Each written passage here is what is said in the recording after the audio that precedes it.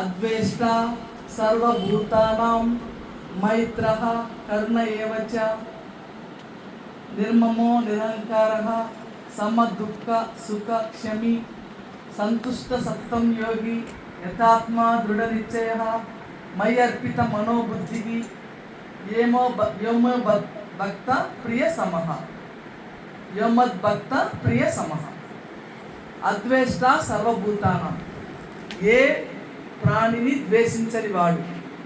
మైత్రః కరుణ ఏవచ్చ, మైత్రి కరుణ కలిగిన వాడు.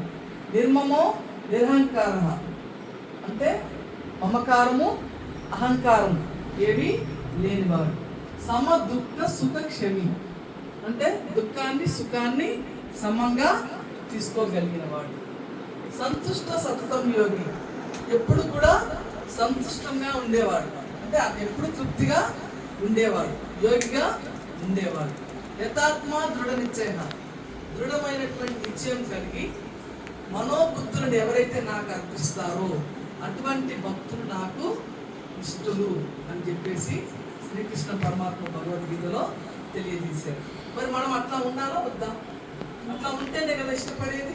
అంటే ఏ ప్రాణిని మనము ద్వేషించకూడదు, అన్నిటి పట్ల మైత్రి కరుణ కలిగి ఉండాలి. ఒక మానవులే కాదు, జీవులన్నిటి పట్ల కూడా మనము మిత్రత్వం చూపించాలి. సకల ప్రాణికోటి పట్ల మిత్రత్వమే దైవత్వం అని తెలియజేశారు. అందుకే మొన్న అంత మొండు టెండలో కూడా అంతమంది శాకాహారంలో పాల్గొన్నారు. చరిత్రలో ఎండ ఉంది, కానీ అయినా కూడా మరి ఆ జీవుల పట్ల మన కరుణ చూపించాలనే ఉద్దేశంతో 4.5 కిలోమీటర్ దాకా ఉంది అందరం నడిచాము. అయినా కూడా దానివల్ల తర్వాత వచ్చిన మెడిటేషన్లో ఎంతో ఎనర్జీ పొందడం జరిగింది. కాబట్టి మనము అన్ని జీవులని ప్రేమతత్వంతో ఉండాలి, కరుణ చూపించాలి. అవి మూగ జీవులు, ఇంకా మహాకరుణ అంటాం మనం వాటిని, అవి కూడా మనలాంటివే. కాబట్టి మనం ఆ విధంగా ఉన్నట్టయితే ఆ భగవంతుడికి ఇష్టంగా మారుతాం. పోయిన క్లాస్లో మనము యద్భావం తద్భవతి గురించి చెప్తున్నాం. యద్భావం అంటే ఏదైతే భావిస్తామో, తద్భవతి అదే వర్తమానంలోకి వస్తుంది, అదే మన అనుభవంలోకి వస్తుంది. దాన్ని మనము కొన్ని ఎగ్జాంపుల్స్ చెప్పుకున్నాము.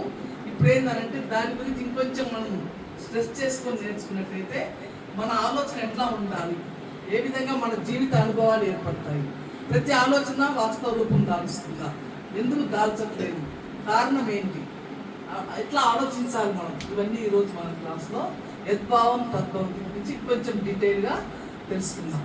మరి ఒక